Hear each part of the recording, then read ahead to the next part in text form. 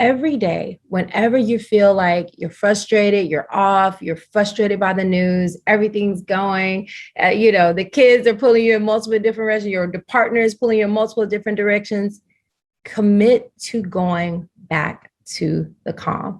So if you commit to that, I want to see it in the chat. I'm committed. Do you commit to going back to the calm when things get rough, when you get distracted, when you get frustrated?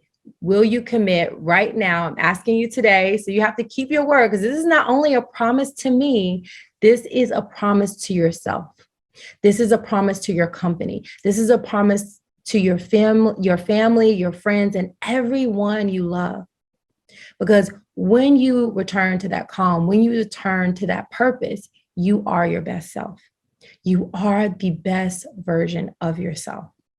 It's not about how much you get done. It's about doing whatever it is you have to do in alignment with your purpose. Sometimes that's rest. Sometimes that's ticking off things on your list. Sometimes that's asking for help. It's going to be different every single time. But when you return to calm, you return to your purpose, you return to divine alignment, you will be more productive. All right, y'all. This is Mel. This is Mel's book, The High Five Habit. We just got finished kayaking, and Mel and I have had a couple deep conversations during this mastermind, and let me tell you, we got a lot in common. Science says this works. I have a few questions. Why do I torture myself? Am I broken?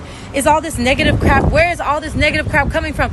Those are questions I ask myself, and it just goes on, and can I actually handle this? So she really is speaking to my soul. I have yet to read the entire book. I just got it, but I am so excited to dive in. And let me tell you something.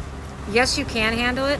And I can tell you that, and you'll believe the highs and the lows, how to put yourself first, how to give yourself the encouragement, the support, the love that you so willingly give to everybody else. Woo! But you need to learn how to give to yourself. And in fact, I want you to make it a habit. Make it a habit. Make it a high five habit.